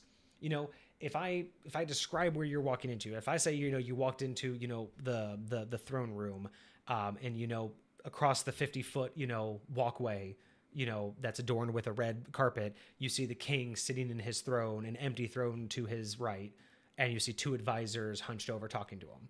So immediately, I think there's a lot of things that people don't do, because when I'm hearing this and I'm setting the scene and I'm walking into an area right this immediately, I'm like, okay, I'm walking to a throne room. Are there like suits of armor lining the wall? Like, are there pillars around here? Is there a balcony up high? And so this is the thing where I could be better at giving all of that, but sure, for me, I'm the kind of DM to where, as I game with players, I know what to give them. But that's like a basic description, because for me, those are what you need to know. Like, those are the basics of the room. You have everything. But a lot of my players have what I do for my players is like, I've learned when they ask questions, like if you were to walk in and be like, are there like suits of armor in here? Or is it just empty? Then I could be like, oh, actually, there's like, a couple like small groups, 2 or 3 people here and there, just spread out across the room. Well out of earshot. It's a very large hall. It's 50 feet, across. It's 30 feet wide. You can hear mumbling, but no one can really hear you. But there only seems to be about maybe 10 people in the room. So in the future, I will now know, hey, so the next time we would play, I'd be like, you walk into the throne room, you see only 5 people in the room, but only 2 are next to the king, right? I would add that in, knowing that player is looking for that info, and that's an overtime thing as a DM. Very much. But I mean, I even think that having the players like even seek out that information is good for the players to like get used to doing, because then it helps get their mind actually active and thinking about what they see and what they want, because and it gives you the opportunity to respond and react to that, so you can specifically know right now in this room, in this situation, what they're paying attention to. This is what my players are paying attention. This is where your eyes are going. This is where your head is at. And and that's the other thing too, is instead of having everything planned out where it's like, okay, you're going to talk to this guy and this is going to happen. If someone's like, hey, I'm looking for this, be like, yeah, actually, you see, like you said, like, do I see suits of armor? I'm like, actually, yeah, there are 4 specific suits of armor, but you happen to notice one's gold while the others are silver. And, by the way, while you're distracted by that, you, over here, hear a door open. Yes. Like, those are the moments that I captivate on, right? Like, eventually, I know, I have it scripted, someone's going to walk in that room, right? I know the guy's heading to go talk to the king. But knowing when to drop that in, or knowing how to bet, instead of forcing you guys to be surprised, if you're like, oh, I'm captivated by this thing over here, you asking questions, that's telling me in the moment you've walked in this throne room and you're kind of doing that whole thing where you're looking around, and now you've turned away from something that now I can drop in. And that's the thing for me, is like, I need to get better at being much more cinematically descriptive, but at the same time, I don't enjoy painting the picture so well that it's like there's nothing else. It leaves nothing for the imagination. Exactly. Yeah. And that's the thing. It's like it's a give and take with me and my players. Most of my players know this. But that's the thing, is like, I know I need to get better at it, but at the same time, I'm really, really good at, and this is what I always tell my players, is the more you give, the more you interact, the more you'll get from it. So the more questions you ask, the more I can fill out that room and give you that detail. But in the moment, unless a tapestry that's hanging from a ceiling is of importance to one of your characters, I might say there are tapestries hanging from the ceiling, or I might not. Because in the moment you could say, are there tapestries? Like, yeah, there are 4 tapestries on the wall. Do I notice any of them? They just seem to be of, one of his faction, one of the neighboring kingdom, and then the other 2 seem to be like his baronies. Mm-hmm. Like, I'm just basically saying, yes, there it is, but it's not of importance to your character. Whereas if it was going to be important, I'd be like, as you walk in, you see 4 beautiful tapestries on the ceiling. And then I would go on with the rest of the description. If you don't ask about those tapestries, that's not my problem, because it's those give and takes of how much do you need to know. Now, granted, I might have someone later down the road roll in a wisdom check, a perception check, or if they don't ask about them, to kind of be like, hey, your character would notice these. Mm-hmm. Especially if it was like of a faction that they recognized or something to that effect. And that's where me as a DM, I just decide when to throw that in, right? Like, if it's not obvious that if I say the 4 tapestries and it's obvious that they're just blowing past it, mm-hmm. I'm going to be like, yeah, and by the way, you happen to notice, those tapestries, you did notice when you glanced at them, one of them looks familiar. And then I would drop it there. Like, it's that whole thing of like, there are some things that will be obvious. Like, hey, you walk in, you see a statue of your god. Like, you don't even have to roll for it. It's right there. It's going to be the first thing on your mind. Whereas something that might not catch your eye, I'm going to give you the breadcrumbs. But if you don't follow it, I did what I could. and sometimes I'm a lot more vague and sometimes I'm not. It really, again, that's the fun of being a DM, right? Is knowing or deciding what information Am I going to be nice or mean? Where. Cosmic can't wait to find out how we like the spell.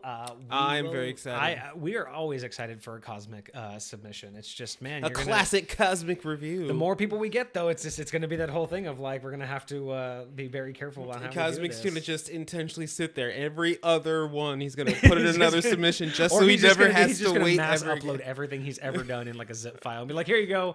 I'm the next 6 months of reviews. Exactly. That's funny. And then Diggity Dog, adding in cinematic art with animations is the next step up. Understand that takes a lot of time and money. Way too many losses if you're not critical. Yeah.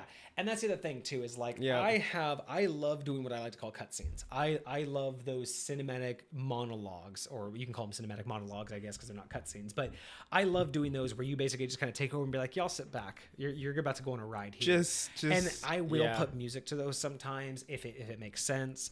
I'm not huge on doing sound effects. It's just not a big thing for me.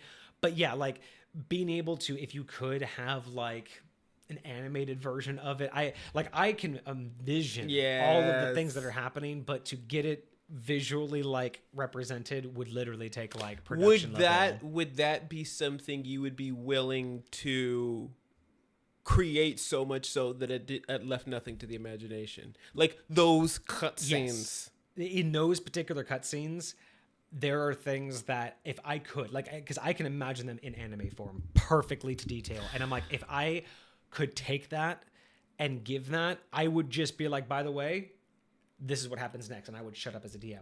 If I could literally do that sometimes where some of these like cinematic monologues, if I could just fully put them on screen and put them in an anime, I would literally just allow those to just sit back and be like, y'all watch this because this is happening. And I would just shut up and let it do. Like, I wish that sometimes, like not every time, sometimes it's more fun to describe it. But man, there are some really like key points and high point that even if it wasn't for gameplay, even if it wasn't for a session, there are things that have happened in High Point that I would love to just have like a 30-second, 2-minute video. Just be a YouTube clip just out there. This is just a point. By the way, this is canon. This is that would be fantastic. Those would be so fun. Facts. All right. We got something going on in Discord. What do we got going on in Discord? What's happening here? Oh, do we? Oh no, I think that was just my going live. By the way, before we go, the notifications. So does everybody have access to that yet, or do we have to ask them in Discord? So right now, there is no way for the people in there to give themselves the roles. We still need to set up the role. Because they don't see this, right? They don't see these questions. The people who have been in the Discord. I believe they might be able to. If they go up, because even so it should be under roles and channels. So if anybody that is already a member of the Discord that got onboarded before we had our new onboarding process, if you guys go up to the top of the Discord, there's a little part that says channels and roles, and if you go in there, you should see a couple of questions, 4 questions that ask you whether you came from Twitch or YouTube, and then ask you about where you want to get notifications. So we set up some new roles in our Discord so that we can actually notify you when different things happen. Like there's a poll that went up not too long ago, kind of talking about a little bit of aspects of the channel and what we're going to try and do with it. And so there's a notifications role for polls. There's another one for any announcements that go up, adjustments to the stream, stuff like that. And there's one specifically for whenever we go live. So if you guys want to get hit up in Discord, just let us know. If you guys can't find that, or if you guys have issues, just send me a message and let me know. I think what we want to do is just set up like a quick message where you can just react to it. I think we can set up a bot to do that, to where you'll just react yes or no and it will do it. But if you guys see this, what he's talking about on my screen, this channels and roles, if you see these questions, basically the Twitch and YouTube one doesn't really matter too much. But the next three of whether or not you want us to know if we go live, the announcements, or the community polls. If you give okay, so Cosmic says he doesn't see that. Okay, Interesting. So yeah, we'll probably post something in community chat separately then, just to get you guys on board with this. If you want those notifications, because yeah, we do have every time I go live, it is posted in the new going live. So you can see here that this says that we are now live. It's posted to the @live notifications. So if you guys were, if you guys want that, you guys can get pinged here. It does have a link to the Twitch. Oh yeah, I just now noticed that the live role is not active. Oh, it's not. But that doesn't matter that much. Okay. What really matters is that this is going. Oh, you know what? It's not showing me as streaming either. Maybe that's a problem for me. Maybe I'm just not showing that I'm streaming. Maybe that's the problem. Oh, does it have to be attached so it actually links? It has to. Discord has to know I'm streaming. Gotcha. So I think I have to fix that. But that doesn't necessarily matter. So yeah, we will get that posted in community chat soon. Just basically like 3 questions of, hey, do you want to know when we go live? Do you want to know this? Do you want to know that? Yeah. And then when we get everyone's answers, we'll assign those roles to you. And then that way you guys will get those updates. So yeah, so once again, we're just continuing to move forward with development of the Discord. We have a new area under the D&D section for D&D gear. So if you have cool stuff that you want to share, that's actual like gear related. So like, there's some cool stuff in there. We have like the flip die there. Kage posted a player mat for like quick stats. It's kind of like a DM screen except for players, and they can like roll their dice on it and stuff. It's pretty cool. Yeah. So again, if it's D&D like materials or special things, I mean, we don't have to necessarily specifically post like individual dice or cool right. dice concepts. But if you have like actual tools like a DM screen or like actual like D&D gear that would be cool to share with the community, go ahead and post it there if that's new. And then everything else is still, we're still working on like the leaderboards, the FAQs. That's all going to be posted here soon once we get all that beautified. But yeah, everything's kind of moving forward as best we can. Definitely. A D20 where the 1 is the middle finger. I fucking love that. I want a D20 that the number 1 is a middle finger. That I bet that's got to exist, dude. I kind of want the 20 to be just like a deuces, like deuces, and then just like a nope. Fuck you. Oh, that's dope. That's great, dude. Hey, if you can find that Cosmic, post it in the Discord. If you actually can find a middle, there's got to be like a middle finger D20. There's got to be one. But yeah, so yeah, keep an eye out on the Discord. Go ahead and jump in if you haven't yet. We've posted the link in the Twitch chat, or you can read it on YouTube and type that in if you want to get into the Discord and join the community. And we'll see you a bunch around. Okay, Adventurology, have a good one. We are about to log off anyway, so good. Thank you so much for joining us, and we will hopefully see you on Friday. And yeah, go ahead, join the Discord if you can. If you are on YouTube and you like anything that you see, we have all of our live streams posted at Misfit Gamer Studios Live on YouTube. You can see all of our previous videos, but like and subscribe if you did like the video today. Give us a comment if you have any information that you'd like to share with us or anything that we could have done better. If you're in Twitch chat, thank you so much for joining us today. It was fantastic. Thank you everybody who chatted with us. Diggity Dog, you're welcome to join the Discord if you ever want to. Otherwise, we are here every Monday and Friday. Monday is 7 p.m. Pacific Standard Time with Homebrew Review. Typically, we do a viewer submitted item, but once in a while, we're throwing something special like what we did today from TikTok. And then on Fridays, we start at 7:30 Pacific Standard Time. We go a little bit longer than 2 hours. And then we kind of just, thank you so much, Diggy Dog, for the follow. But yeah, Friday we go a little bit longer because, we kind of just go until we can. And we'll just choose a topic and we'll just kind of just deep dive that topic and tear it apart and just talk about, our experiences with the topic, and our ideas about how we deal with those things nowadays. We'll usually try to have those ideas a couple days before stream or at least before stream. We haven't really decided on how we're going to post to the Discord about, if we're going to do pre-stream posts or anything. So, like I said, we're working on the schedule. Once we have that, we'll have it somewhere in the Discord. But otherwise, again, thank you guys. It's been fantastic. I hope you had a fantastic weekend. I hope you have a good week ahead of you. And I hope that your Monday wasn't too bad. We will be here again Friday, 7:30 Pacific Standard Time. And otherwise, yeah, have a great rest of your week, y'all. I hope work's not too bad this week. Deuces, my friends. All right, guys, we will see you.